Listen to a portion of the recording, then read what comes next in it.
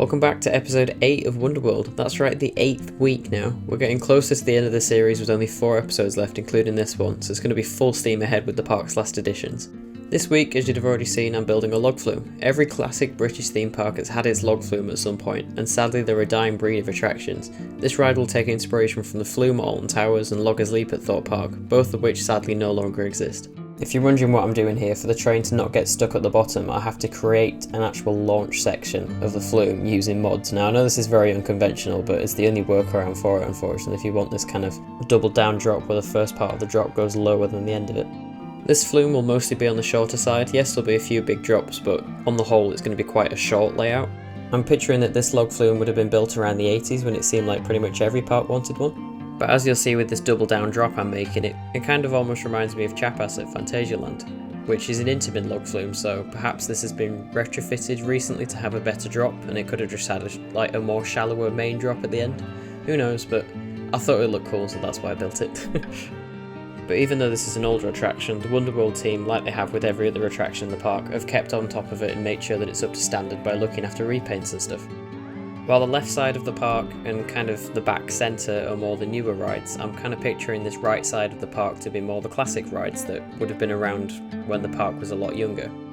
Like the park's first Sierra Tivoli, which was the coaster that I built to episode 3, I think? Yeah, episode 3. Then obviously this log flume, and you'll see the other 2, maybe 3 rides, I'm undecided yet, that will appear in this area later in the series. I mean, I've already built them, but I'm still not going to tell you what they are, because, you know, suspense. But nonetheless, they're pretty cool rides, and it'll just make the area all fit together, having the rides kind of like from the same time. So that was the idea I was going for anyway. As you can see now, I've finished the layout. It's quite a simple one, but I wanted it to be a quite high capacity ride, especially because it's like one of the main family rides in the park, or at least it would have been until the larger Intamin coaster came along. So it needs to have a pretty good throughput. So I think I've ended up having about 8 boats on here, or logs, so the ride can actually eat through quite big queues very quickly. Then I moved on to starting the station building, as you can see. Just a simple wooden shed, because the park wouldn't have had the biggest of budgets at the time when they built this ride, so that's why it looks the way it does. You'll notice as well quite a lot of the wood materials that I'm choosing are quite dark and weathered. This is done on purpose just to show the age of the ride. And then to fill in this area that the floor texture was too large for, I just chucked some shit in the corner. Because back in the day, that's kind of what the park would have called theming. And then for all of you beam enthusiasts out there, I went mad with the roof of this. I'm really happy with it. Like I did with the last building I made out of beams, I just created a simple module like this and then just kept copying the certain elements of it. It's just a simple A-frame structure with a spine across the top and then support for each of the roof beams, so if that's the technical term for it, but I'm quite happy with how it looks. I'm not sure whether you've seen glimpses of next week's ride in the background. It is a coaster, but obviously there'll be a tease at the end of this episode to tell you what it is, but it just reminded me building this out of wood. That's going to be the tease. I'm really happy with that coaster. And that acts as a nice cheeky transition for me to mention my membership. My membership scheme is a great way to support the channel and also gives you some really great perks. Like, I post pretty much almost daily updates of the park series as I go along as I'm making it. So it can give you a really good insight into what I'm making, and you'll see it before anyone else does. Plus at level 2, it gives you 5 days early access to videos, so that's also a great bonus. The link will be in the description if you want to check it out. Anyway, back to the video, and as you can see, there is more and more beams coming out. Obviously with the main theme of the log flume being the transport system that people would use to transport logs up and down mountains, a lot of this ride is going to be made out of wood. Which I'm really happy about because it just fits into the whole kind of natural landscape that Wonderworld's got going on. One thing that you'll probably pick up on throughout this episode is the importance of terrain painting. The different terrain paints in this game are essential when you're doing landscaping, so make sure you select the right ones that you're going to need when you create a park file because you can't go back and change them. But with any landscaping you do, you should always be using terrain paints. As you can see here, this hill's just completely green grass, but by the end of the episode it'll have like mud tones, rock tones in it and all sorts. It just gives it so much more variety.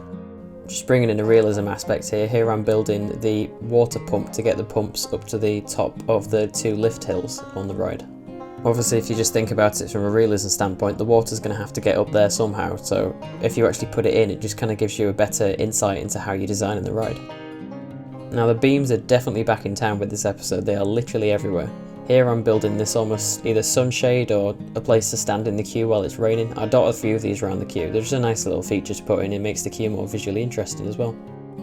I did originally think that I'd need to put a cover like on the left side here of this bridge to block when the log flume comes down, say if there's going to be a splash, but if you actually watch when the log flume comes underneath, the splash doesn't actually happen until after this bridge, so it doesn't need to be covered up. And then just here I'm building the enclosure for the second lift hill of the ride. I kind of had the idea of these almost being like little huts that are scattered up the hill, potentially used by the people that used to work on this logging farm, I don't know what you call it, the place where you get logs. I've mentioned before, but I've got loads of really cool things planned for when I hit 5k, so if you're not subscribed, please do. I've got loads of awesome content coming on the way, and this 5k announcement that I'm going to make is just going to be so cool. I'm really excited to announce what I'm going to do, so if you haven't already, please subscribe. It would mean the world to me. The fact that I'm even near 5,000 subscribers is absolutely insane, so if we can get there, that would be absolutely amazing. Now, I started building a waterfall here, and I still don't really know why. It just kind of... There was a blank space in between the two, the lift hill for the final drop and the first drop of the ride, and I just kind of thought, a waterfall would look alright there, so I started building it, got a bit carried away, and I thought, no, I actually quite like this, so that's where the idea for the waterfall came from. Then just here to give a bit of interest to the ride, I started to make a tunnel. Just changing the different scales of the areas that the ride goes through is also just a nice way to vary the experience as well. And then talking about varying experiences, I also added this flat ride. I picked up on a few of you in the comments asking about where this park's flat rides are, and I was originally planning to add like a big bunch of flat rides later in the series, but I thought if I just add a few now throughout the different episodes, then it's kind of like a more gradual introduction to the flat rides, and it just gives more variety in the park as well. And then just realism aspect again, I connected up the maintenance road from the Intamin family coaster to get to the flat ride. Now the log flume will just be accessed from the other side. The reason I added this ride in, which is called the Super Trooper in real life, is again because it's quite age appropriate for when it would have been added in the park. Like these were kind of quite popular around the 80s and 90s, and they're also just kind of like a nice medium thrill relaxing ride, appealing to a broader range of audiences. And then just a silly little thing that I wanted to add, the log flume at Alton Towers had a duck in the inside portion that was absolutely terrifying. I just thought it'd be really funny if this log flume had it as well. Just a nice little weird Easter egg for me really, but I know there's some people out there that will appreciate it. I'm just covering in the in-game splashdown section here with some rocks, just trying to make it more naturally blend into the landscape and make the concrete not look so out of place. Oh look, even more beams.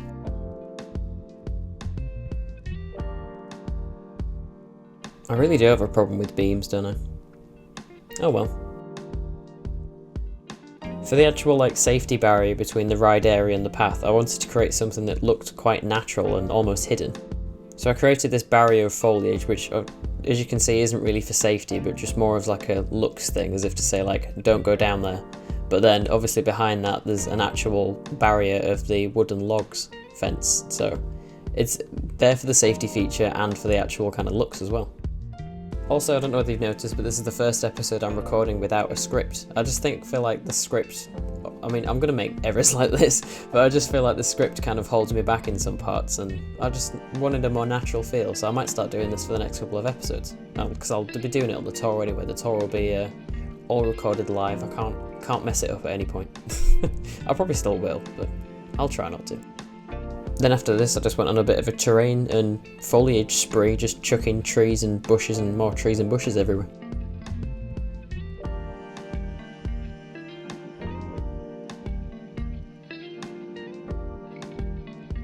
In an effort to try and hide the maintenance road for the flat ride, I kind of created this almost S-bend with the concrete and then covered in the corner with trees.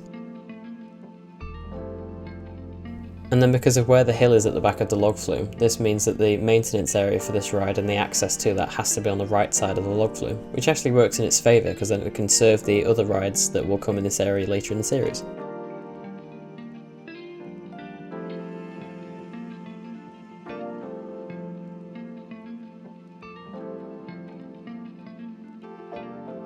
Then I added this cute little island just to act as kind of a nice focal point in the area, and then that's it for this week, we're finished.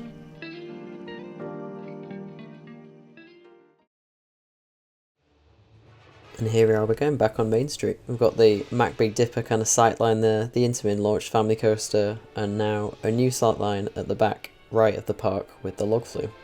I'm really happy with how this fits in. It complements the family coaster quite nice because they kind of share the same colour scheme. But yeah, it looks quite good. It's like a little village almost. Obviously there's still a few bits of touching up that I'll do before the park tour, but I'll do those off camera. But I'm really happy with the view. It's like kind of trying really hard not to be Western, but it kind of almost is. Obviously there's the flat ride here as well, so name suggestions for this and the Log Flume please, if you want to comment those away. There's some really nice views of the Intamin family coach as well going past, that was a good timing. But yeah, there's the flat ride.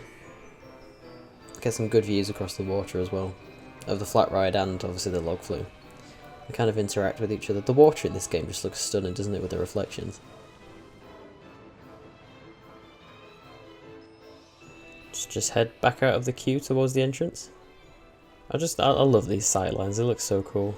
The barrier there, just the safety barrier, so no kids can fall in the water, I guess. Oh, where's the entrance gone? Alright, don't know where that's gone. Let me just fix that. There we go, you saw nothing, it's back.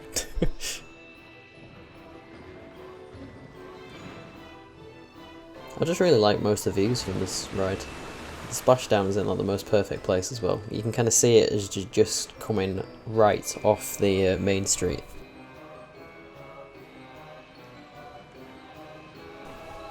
I'm quite happy with all the coverings, they look quite fitting. The little island in the middle there as well. I just wanted to create it like a very kind of original, simple Log Flume, but it needs to have a bit of style that's unique to it as well. This double down drop is so cool, so much Chiapas vibes, but we're allowed to steal from Chiapas. It is literally the best water ride. It must be. It's easily my favourite one, even though I haven't done that many, but yeah, I love this little bridge up here as well. Great views. Great views across the rest of the park as well, to be fair. This is probably the highest point the guests can actually get to, just like standing, not on an attraction. I definitely didn't just stand here and wait like 30 seconds for it to come down. There you go. It's a bit annoying how you can't just do this with a normal Log Flume, you have to use the mods and the really faffy workaround way that you saw me do, but we got there in the end. Just everywhere on this ride gives you good views, especially the station as well. A beam enjoyer's either nightmare or, I don't know, or dream really, but I'm quite happy with the way it looks inside. I'll add a few more details like lighting and stuff when I do the general park touch-up before the tour, but that's it. Thank you so much for watching. I'll see you next week after the POV for this and the tease for next week's ride.